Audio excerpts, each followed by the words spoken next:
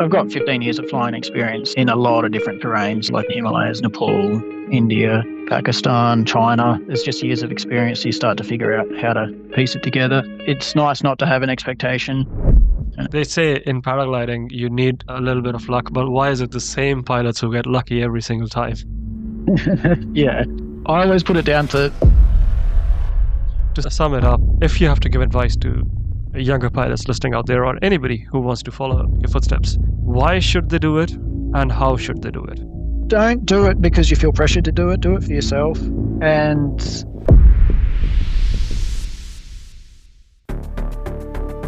the Alps, a 1,200 kilometer gauntlet of jagged peaks, icy winds, and thin air. A place where gravity isn't just a force, it's an adversary.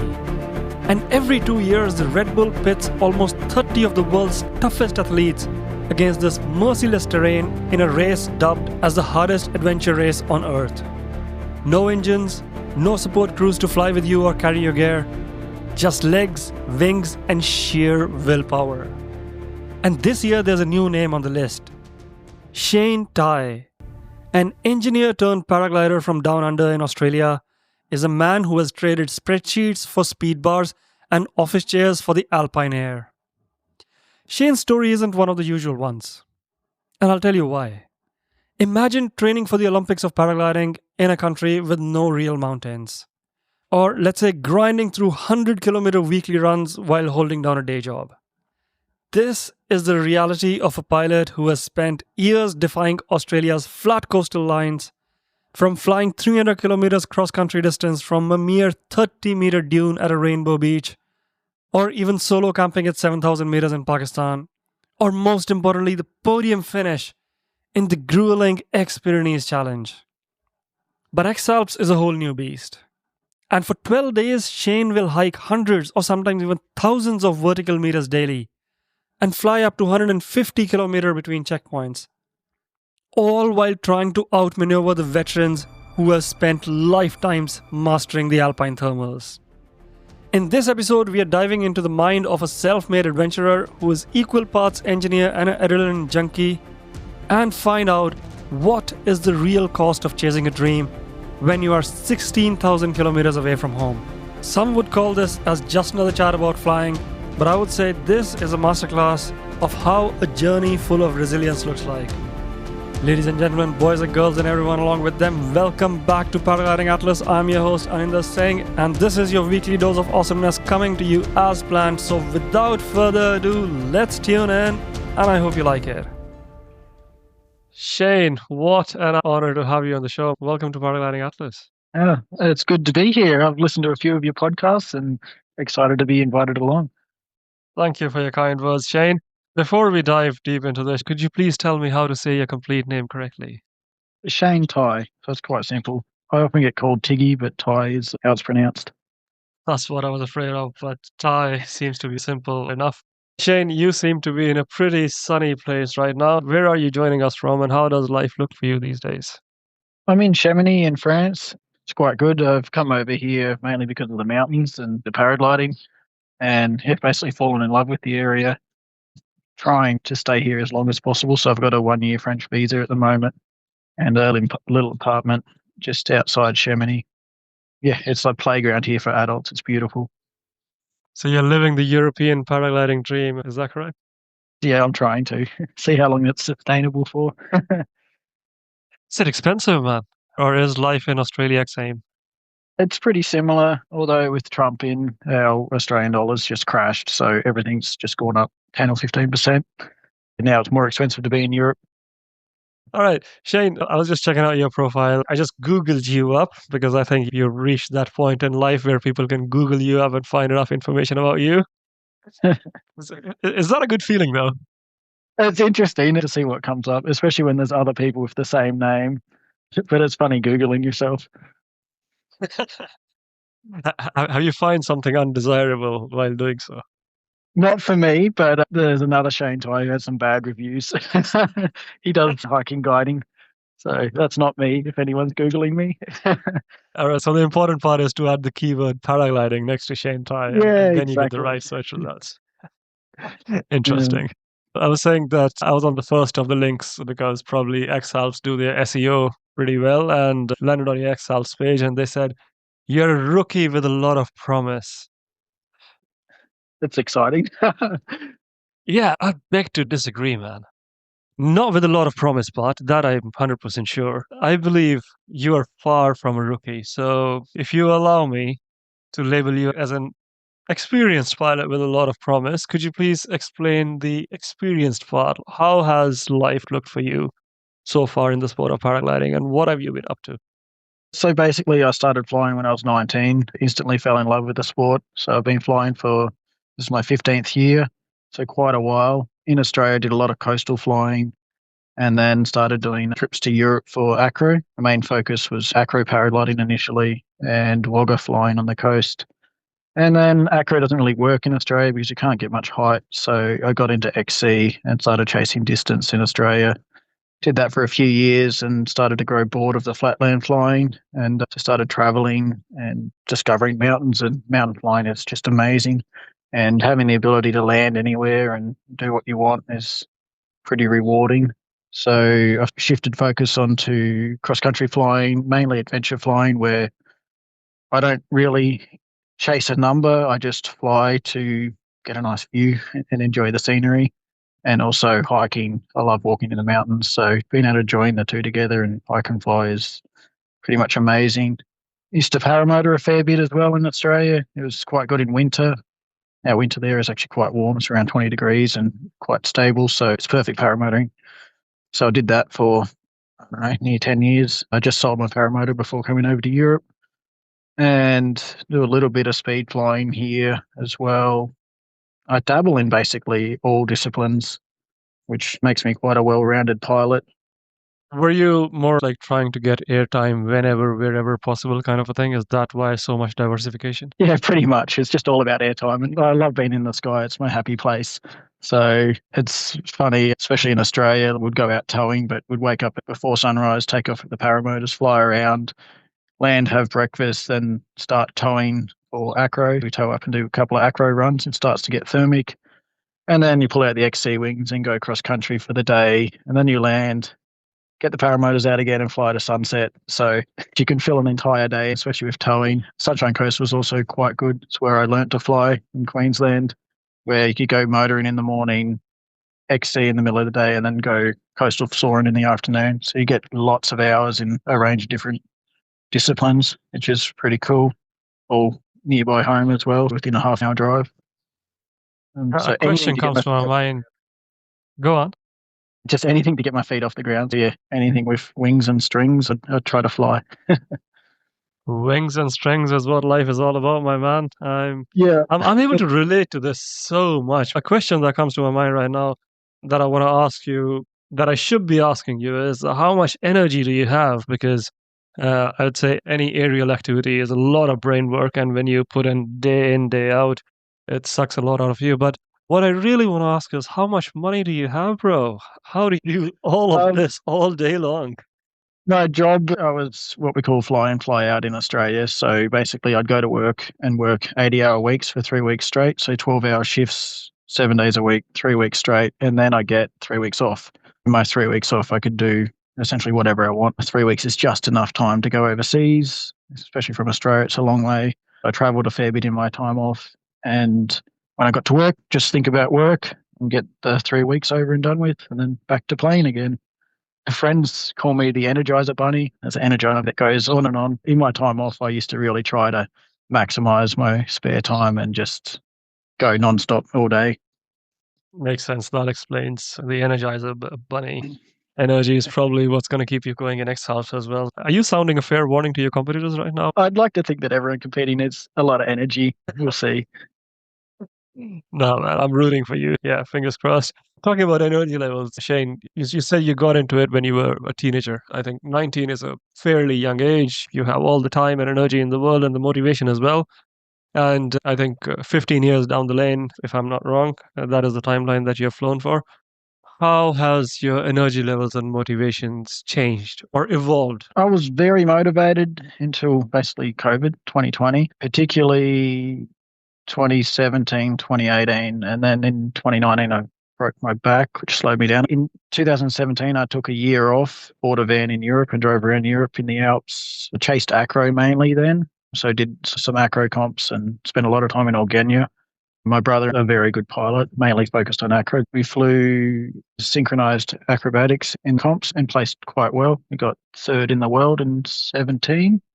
And then 2018, I spent 3 months in Nepal and then started chasing basically a new flying destination every time I had time off work. So it was essentially every second month I was overseas somewhere: China, India, Pakistan, Japan, New Zealand, a lot. Basically every break I had from work, I'd go overseas and fly. Discovering new places is what it's all about, seeing things from the sky. I love doing. So I really enjoyed doing that. And then 2019, I was playing around with the paramotor, doing stabilo touches. I used to do it in the surf, wherever I felt like it. One day, I went from short grass to slightly longer grass, so my lines got enough drag to drag me in, even broke the spilo lines and stuff as it pulled me in. So that broke my back and slowed me up a bit. I was still quite motivated coming into 2020. I applied for the XP back then, and I was accepted to do that. I was very motivated, training quite hard, and COVID happened, and there was a lot of stuff up in the air. When the XP was cancelled, I lost motivation and started dabbling in other sports. I bought a motorbike. I travelled around Australia on a motorbike. I was stuck in Australia, so I just explored Australia and I couldn't really go overseas. And then fast forward to 23, I supported in the X-Alps. That was the second time. I also supported in 2017. And that really brought the spark back for paragliding. Being in Europe again was amazing, and being part of that race, there's a lot of energy, especially in the prep week. It's a really cool adventure that got me motivated again to really start chasing paragliding. And so then I came back, spent, 1 month in Europe around the X-Alps time, and then I came back again in September. I also test paragliders, so I did the test course at Air Turquoise for certification testing, and then got motivated again.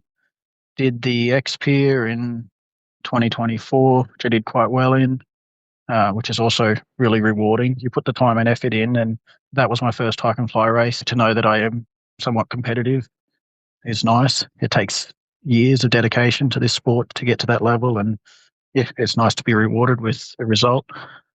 The X-Alps, it's pretty exciting. It's not the first time I've applied. I've applied previously, and you need some type of history with regards to hike and fly to get into the race. Yeah, I'm excited to be accepted this time around. Love it, man. It seems you've lived the dream that a lot of pilots envision. It's easy to dream in life in general, but I think in this sport, it takes a lot to realize that dream. And you seem to have been very specific since the beginning with your direction that make money, spend it in paragliding. Exactly. Yep. I was just going through your Instagram profile and love the quote that you have on your bio, which says, "Life is a series of natural and spontaneous changes. Don't resist them and let things flow naturally forward in whatever way they like." Is this some sort of a flow state mentality, or what's the mindset behind this? Yeah, pretty much flow state. So I like to just not try to overthink things, go with the flow. Exactly what that quote says. Let things flow naturally forward in whatever way they like. Sometimes it takes a little bit of energy to get things flowing, but once you're in that flow state, things are quite nice and relaxed. That's how I like to live life. If bad things happen, then you can normally move on from that. I also met a guy in Nepal who lived off the philosophy of EWOP, which is everything works out perfectly. Things may seem bad at the time, but with time, things generally work out perfectly. So if you put the flow state and the EWOP together, it works quite well. You look back on things that seemed bad in the past, and generally they've worked out quite well. One thing I do realize is that somehow we as humans do make peace with our reality and our past anyways as the time progresses. But is this coming from a spiritual context or meditative or mindfulness? Are you one of those kinds and has it helped you in any way in your career so far? I'm not so spiritual. I just don't like to overthink things because you get stuck on something and that can become a burden. You're just moving forward constantly, letting things flow as they should naturally. Yeah. And then also applying that other principle of everything works out perfectly. Like time often repairs most things. Yeah. If you look back on some past events, normally everything's okay now. Makes sense. Just out of curiosity, whenever challenges are thrown at us, all of us react differently. And I think an injury in flying is quite a big setback because it grounds you with a little bit of uncertainty and discomfort, depending upon the gravity of the whole situation. But how did you navigate the setbacks? And I'm not specifically talking about the paramotor thing, but just generally in your flying career, when things haven't gone your way, how have you had a mindset and gotten out of that situation? With flying, so it used to be an obsession. It is my passion, but a passion can easily become an obsession. I started dabbling in a bunch of other sports. So, like, I took up climbing, mountain biking. I do a lot of stuff, kite surfing, surfing. I started to diversify a lot. I would fly when it was rewarding. I didn't just fly for the sake of flying. I would go fly when I wanted to fly, or the conditions were nice, or it was a nice social event with friends. Mixing sports together has been a good way to keep paragliding, I don't know, more sustainable. If the weather's not perfect, I'd go for a hike or mountain bike ride. Yeah, and that's kept the paragliding more of a passion. I see a lot of people, especially when you first get into it, it almost becomes an obsession where you chase it everywhere. I was definitely like that back in the day, but now I'm more relaxed with it. I'll fly when I want to, I'll land when I want to, and the flights are much more rewarding. If you bomb out, you can be disappointed with your flight, but if you choose to land, often the flight is more rewarding. And I really like when people are encouraged to land at a set goal. It's different here in Europe because you can do out and returns quite easily, but in Australia, a lot of it's downwind flying, and people play pub tag, which is you go land at the pub so you can get a beer. And it's funny because some people don't like it. They're like, why didn't you fly further? You could have flown further and got a big number. But instead, these pilots have decided to land at the pub and have a nice social afternoon with a beer, which I think at the end of the day is much more rewarding than getting another 20 Ks on your flight. It obviously depends if you're going for a PB, but I like the idea of landing on your own accord, not bombing out. So, That's quite thoughtful. I was just wondering, was there a certain thinking? You said diversifying helps, not turning it into obsession. But let's for pilots out there who do not have the opportunity, time, money, whatever, to put in their effort into something else, and paragliding is all that they get.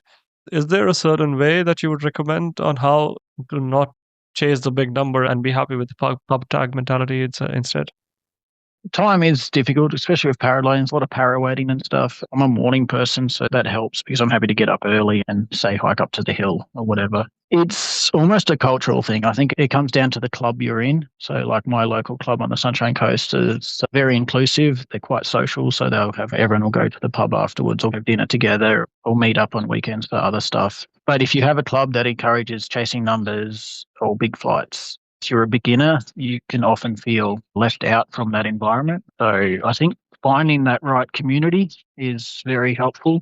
One of the clubs I was flying at had a bunch of WhatsApp groups. One was motorbike riding, one was mountain biking, one was surfing, kite surfing. So if it wasn't a flyable day, the pilots would just put in whatever activity they wanted to do. Hey, I'm going to go mountain biking today. Anyone want to join? And you have the same group of friends that you'd be flying with, then going mountain biking. And you make really good friends doing that. And it's just a nice way to diversify. It makes paragliding feel a little bit more enjoyable or rewarding when you can share that passion with a group of like-minded people. That makes a lot of sense. While we are talking about finding your tribe, I think that is what you meant basically. Surrounding Yeah. yourself with kind of people. I was reading this amazing post write-up that you had on your podium finish in your Instagram for the X-Pyrenees, where you said you reached out to some experienced pilots. They asked you questions about mental training and gave you advice on how to tweak it.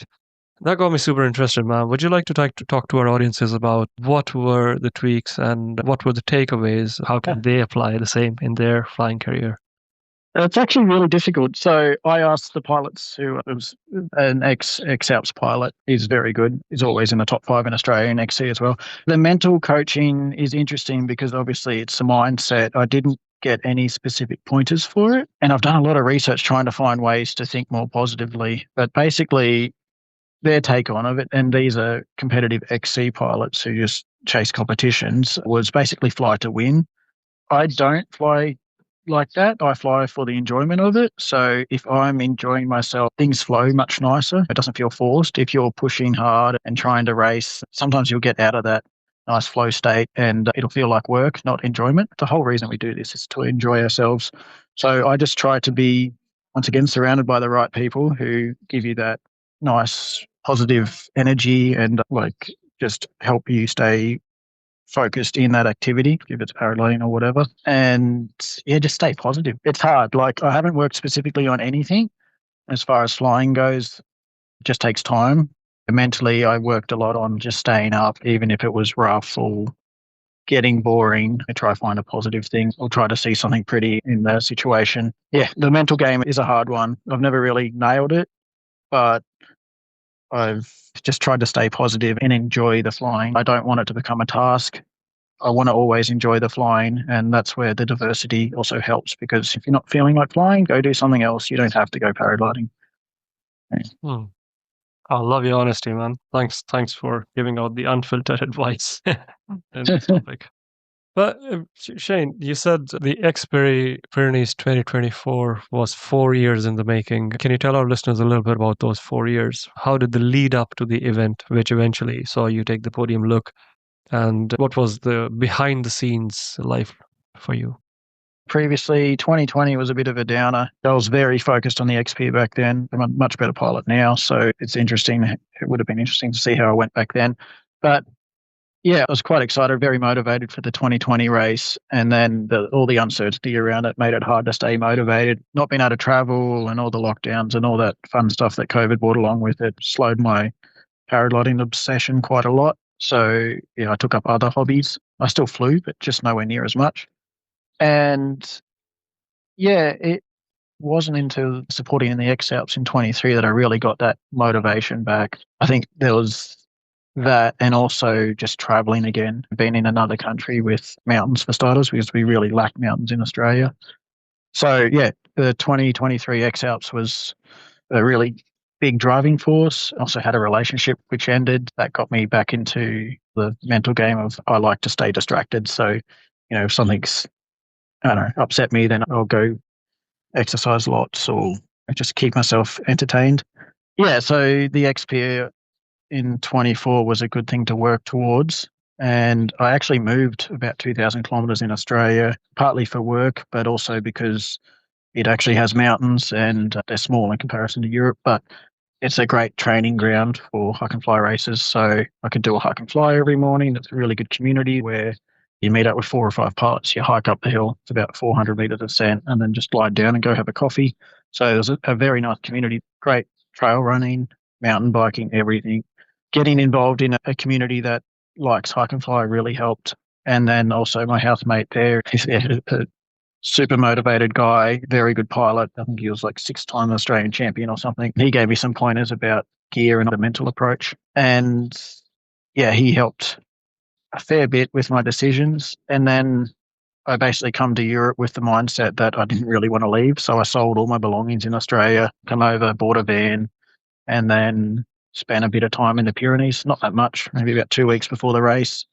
And then the race itself, we had quite good weather besides the first day. It was quite flyable, which is, I suppose, my strong point. I wasn't overly fit then. I had a bit of pain in my Achilles, so I stopped training as hard as I was. It was just a bit silly. I went quite hard in my training. I suppose it was overuse injury. So I had to slow down before the race for about 3 months. I was doing maybe a quarter of what I was doing prior to that. It all seemed to work out. Once again, I just went with the flow. And once I got up into the first and second position, I just expected everyone else to catch up, but it never seemed to happen, which was nice. I really enjoyed the race up until the last day, where it actually felt like a race. Before that, I was just enjoying flying in the Pyrenees and doing what I could to keep moving forward. And then at the last day, there was pressure on. It's like I'm still up the front. And we were actually tying first that night. We stayed in the same hut. I felt to overtake Simon. He's very fit, which I figured out hiking with him. So I thought I'd take a different approach and sit back and wait for conditions to improve and try overflying while he was trying to run in. We sat together the night before, and I knew his plan for the next day was just hike and fly and push really hard and get there as soon as possible. But I just hung back and waited for conditions to improve with the hope I'd fly over him, but it didn't work. But I did feel a lot of pressure on the last day, and I suppose I need to learn how to deal with pressure in a situation like that. Yeah, that's another mental approach. If you're really racing, then there's the mental side of it, which I haven't had a whole lot of racing experience, something I need to learn a lot about.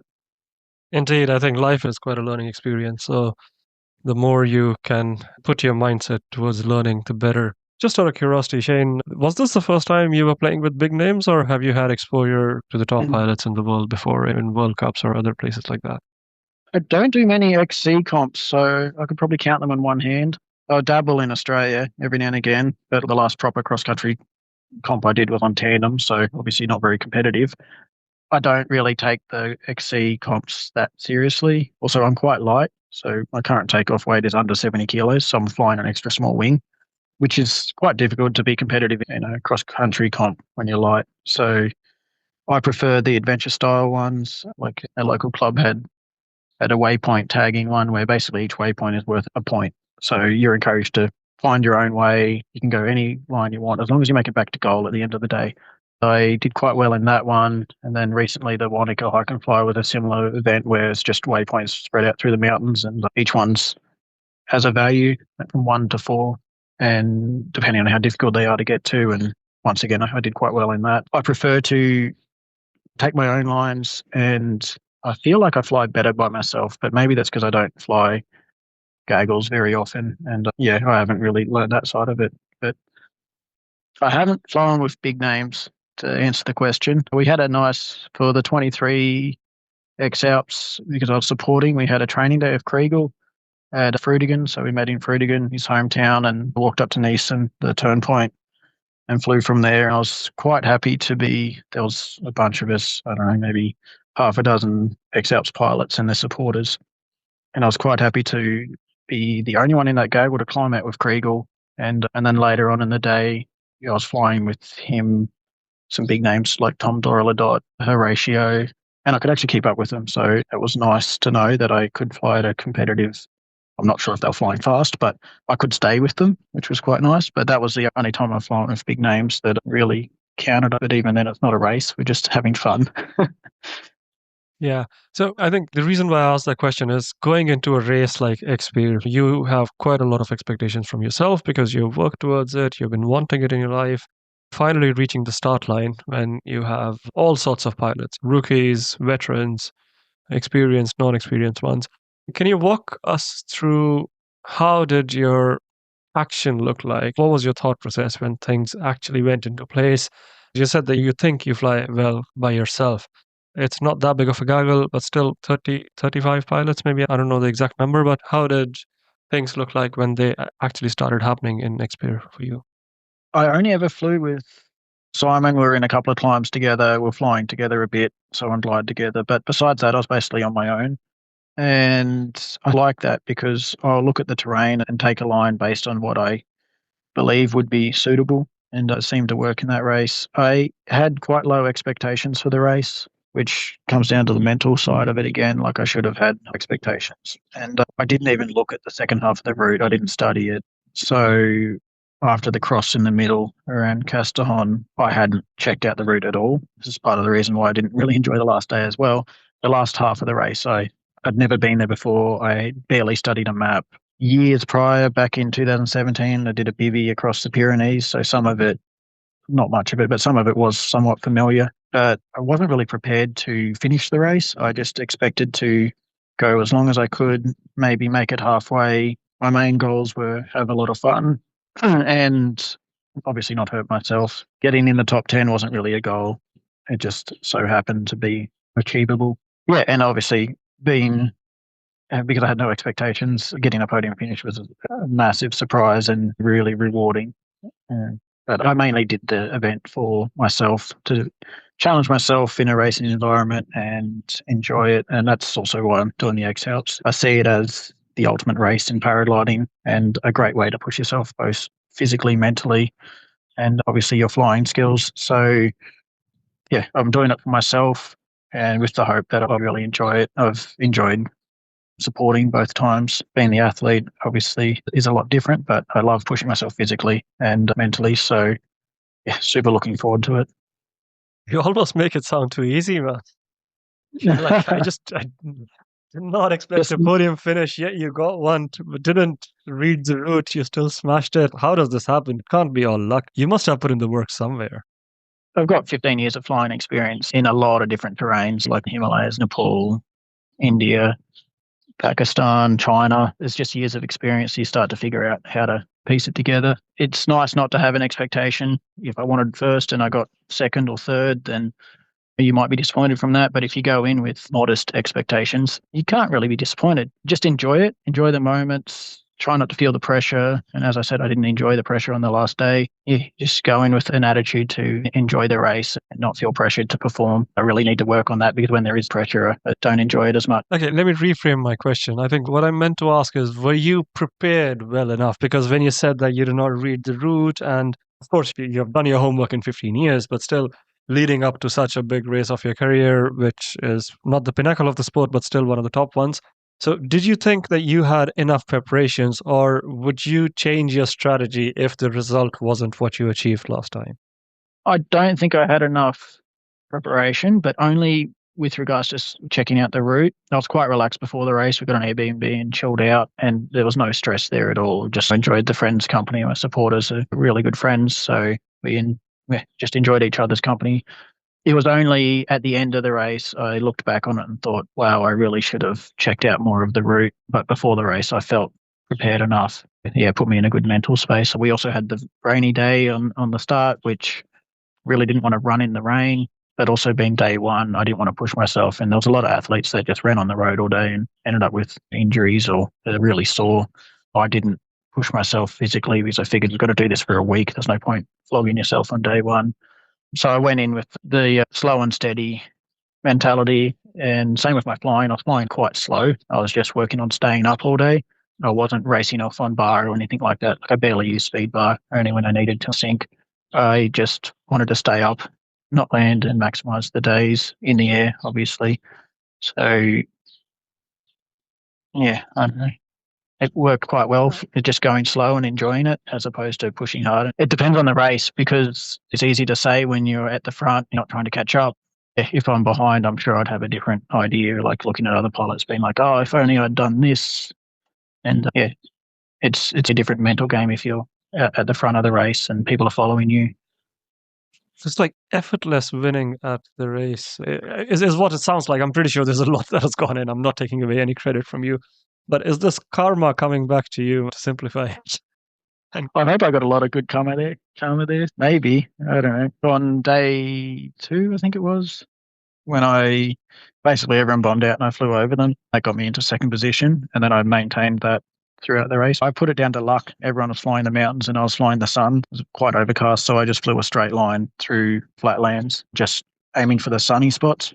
And that worked and got me through that little hard section there. And I mentioned it to another pilot at the end. I was just luck I got through. And then he thought it was luck over and over again. I was like, okay, if you put it that way. So maybe it is karma coming back to me.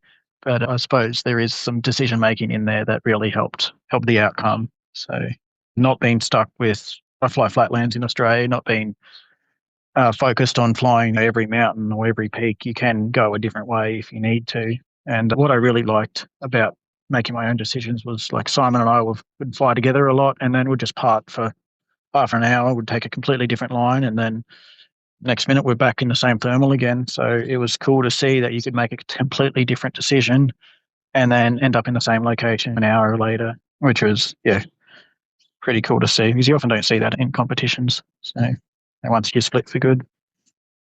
Indeed, and I think the luck part, it reminds me of a saying that is very famous in competition pilot, and one of my mentors told me that, is that paragliding, they say in paragliding you need a little bit of luck, but why is it the same pilots who get lucky every single time? Yeah. I always put it down to the time in the air. So a lot of pilots like, how do I improve? And you can't really fast track it too much. Like obviously flying with better pilots, they'll mentor you along. Hopefully a competition, you can learn it by watching people's different lines, but it just comes down to time in the air. I've got 15 years of over 4,000 hours in the air, and that counts for a lot. So yeah, I think experience really helps in this sport. Shane, as a supporter versus competitor, what's the change in your mindset? How does life look differently? Because X-Alps twice, I think, as a supporter and finally as a competitor. What are the big takeaways and differences? Yeah, it's going to be a lot different having people feed me and walk with me, keep me company. I really like the idea of having supporters that are great mental, I don't know, to keep me mentally active, talk with me and just give ideas to me for routes and stuff like that. I do too know exactly what's happening. So I like to make my own decisions with regards to my flying and have options for hiking trails and stuff like that. And yeah, athlete side, I think it'll almost be easier because my goal is just to follow a line essentially. You can get tired and the flying can be demanding, but at the end of the day, we're hiking through the most beautiful places in the mountains. So I'm actually really looking forward to that. Like just walking around here in Chamonix, thinking, oh, yes, I get to do this for 2 weeks and have someone follow me and feed me and help me out the whole way. I'm really looking forward to that. The supporter role is interesting. It depends on the day. If there's good flying, you just drive all day. The pilot should be making their own decisions in the air. Like obviously you need to give them like obs and bits and pieces like that. But if there's good flying, it's basically a driving job. If there's no flying, then it's quite slow. If there's a mix of both, it can be a lot of running around trying to find the pilot who's landed somewhere in the mountains to give them water or food or whatever. So I think being the athlete is probably an easier job than chasing as a supporter. But then with a couple of supporters, you can hopefully share those roles. And I'd like to think that the team will come together and really enjoy the experience. And for me, supporting in 2017 was a big change in my flying style. I mainly focused on acro back then. And after that, I got into adventure flying. It changed my mindset of flying and what is possible. I'd like to think that people supporting me will come out with a similar change of mind and a view of the sport in a different way, like an adventurous way, as opposed to chasing numbers or whatever it is that they see in the sport. Did you have some kind of ground rules while selecting your team, or was it just a bunch of trustworthy people that you vibed with and knew how to be a support system?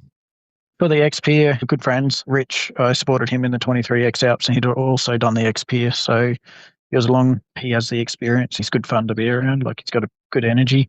And then Dom, he's a good mate from Australia. So I brought along people that I enjoy being around. For the X-Alps, it's a mixed bag of people. Honestly, I haven't met two of them yet, so I need to do that soon. It's actually very difficult to get a crew together. So I'm hoping for 4 in 2 vans so you can leapfrog. And being essentially 3 weeks by the time you do the prep and then finishing off, asking someone to take 3 weeks of their life to chase you around the mountains is actually very difficult. I've had a lot of people offer and then there's time restraints or can't get time off work.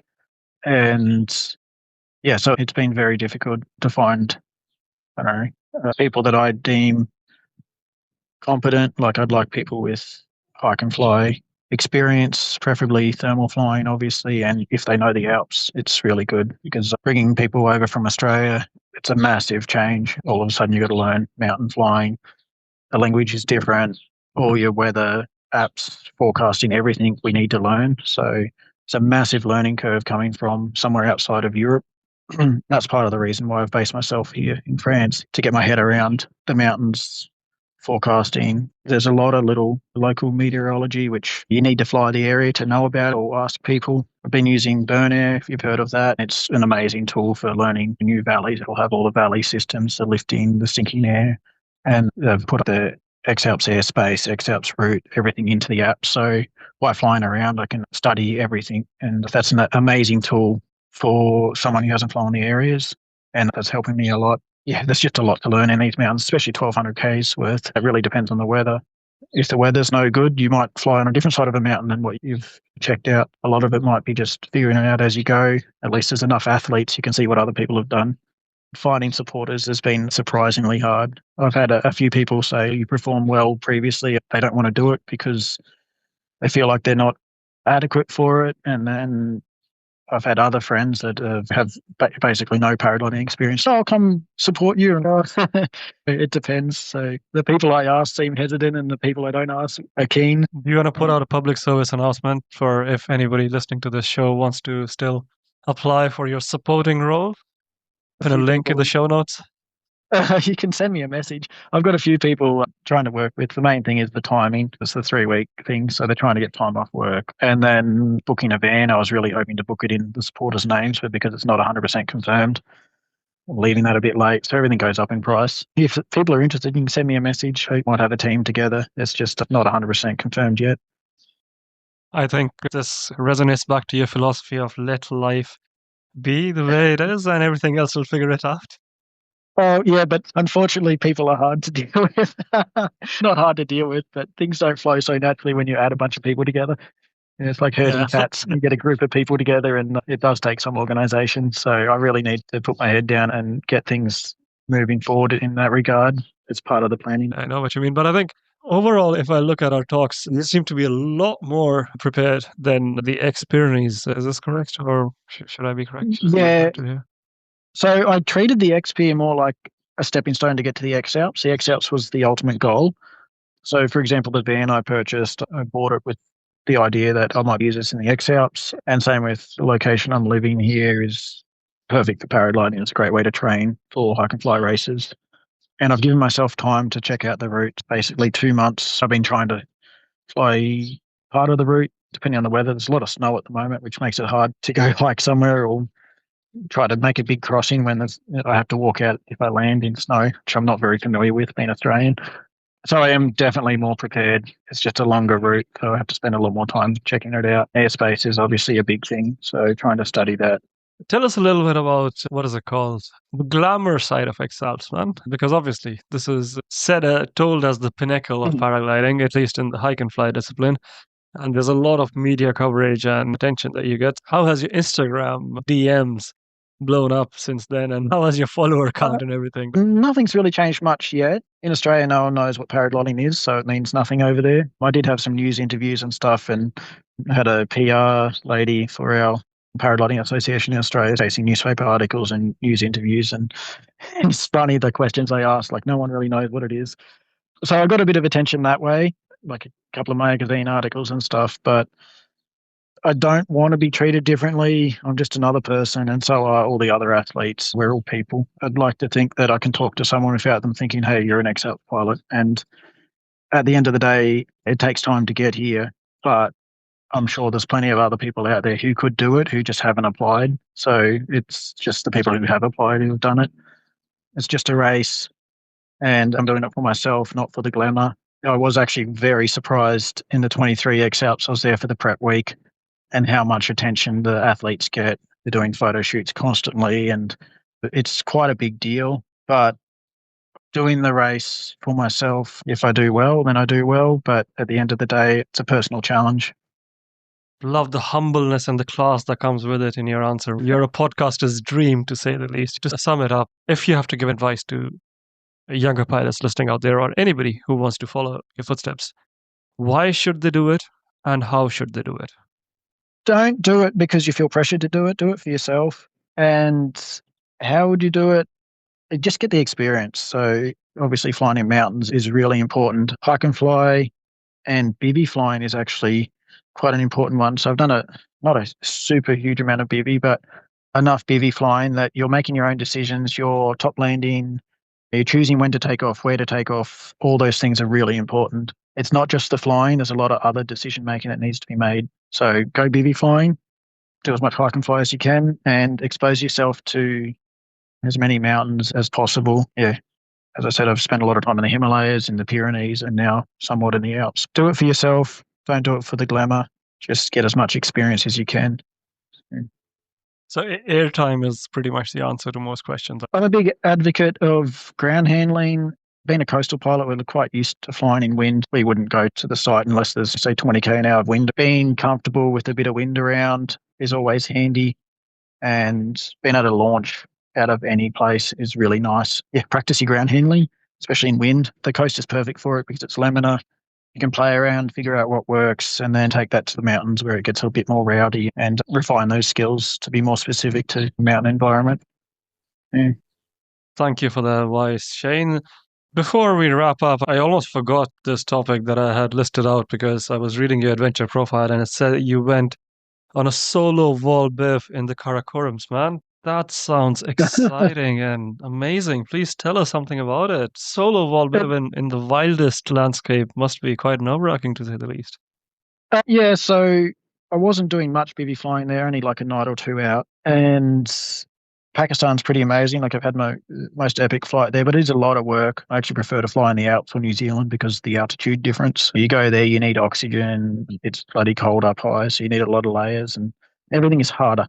But the mountains Come are on, man. I amazing. saw your Instagram story today where you said you were at 4,200 meters and chilling. I literally just walked up the mountain behind us. It looked 600 vertical, took off, and it was actually quite strong climbs for spring. I got a 7.5 meter a second climb and got onto Mont Blanc and soared up that to 4.2, which is pretty cool. So it's just like just an afternoon hike and fly for training. Yeah.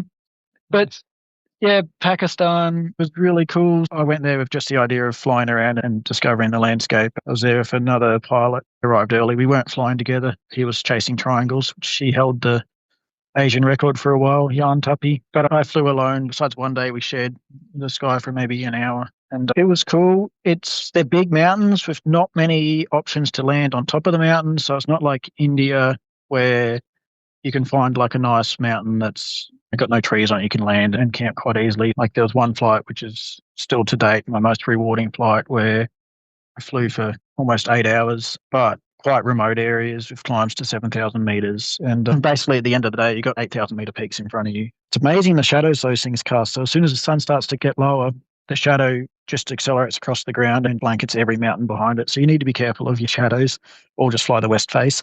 I was trying to cut a lap of the large mountains. Can't remember the name of them. Yeah, it's basically behind the launch in Karimabad. Anyway, I tried to fly a circle around that, but it started off really slow, struggling to get along, and then got booming, like really booming, and flying around over 6,000 meters, and then finished the day trying to jump a col, which I kept getting flushed out on. And then I spent 2 hours outrunning the shadows to get to the only bivvy spot I could see, and landed after sunset. So like I watched the sunset from 5,500 meters, glided out and landed at 4.6, I think it was, on top of this mountain. It was the only flat mountain I could see, which is why it took me so long to get there. And that was very rewarding just because the flight had a mix of everything. Yeah, massive mountains, strong climbs. And then in the end of the day, I had to slow right down and fly what I could, what sun was left. Watching the sunset from, 5,600 meters was really cool. And yeah, a couple of other little bivvies where I just go out for a night and come back. Once I got low, I'd just land somewhere, camp the night and fly back the next day. It was quite nice. One thing I've learnt about flying in those big mountains is I went in with a pretty relaxed attitude back then. So going with the attitude that everything's okay and nothing will go wrong. But after spending a bit of time in India, especially last year where there was a lot of accidents, I realised how difficult it would be if you were to go down. The rescue is pretty much impossible over there. If you're going down, you're almost on your own. And I never approached it like that back in the day. I'd fly quite deep lines with, you got a lot of height, but no real visible landing options. Yeah, you could land on a glacier, but it might take you 3 days to walk out on a glacier. And now with a different mental approach to safety, probably wouldn't fly those lines unless I had some company, or at least someone keeping a close eye on me and access to some type of rescue system. Interesting. I think you pretty much answered 2 questions in this one, because usually I close the show by asking my guests what's their most memorable flight in life. And with your experience from various countries across continents, is this the one, or can you still choose a different one? Yeah, that's still the one. I have a video and a write-up. I actually wrote a magazine article about it and published in an Australian magazine about the flight. Yeah, that's the most rewarding. Maybe I was hypoxic, that's why it was so good. But to finish it with a bivvy. And then also the next day I took off and there was some tourist attractions I wanted to see. So I just flew to the tourist attractions, landed at those, checked those out, which they seemed close, but it was still a 4-hour flight. Yeah, tourist attractions in Karakorums. What are you talking about, if I may ask? Just a big bridge, like a really old bridge that crosses the thing. And then I had an attitude of just say yes to everything back then. So it was quite interesting. Like when I landed, there was a guy I met on the bus on the bus there, and he come and found me on landing and took me out for lunch. And then some other like students, they're like, jump in the car, we'll take you to the Chinese border. And I don't know, you just mix it up. It's not all about the flying, it's about the culture and seeing what you can while you're there.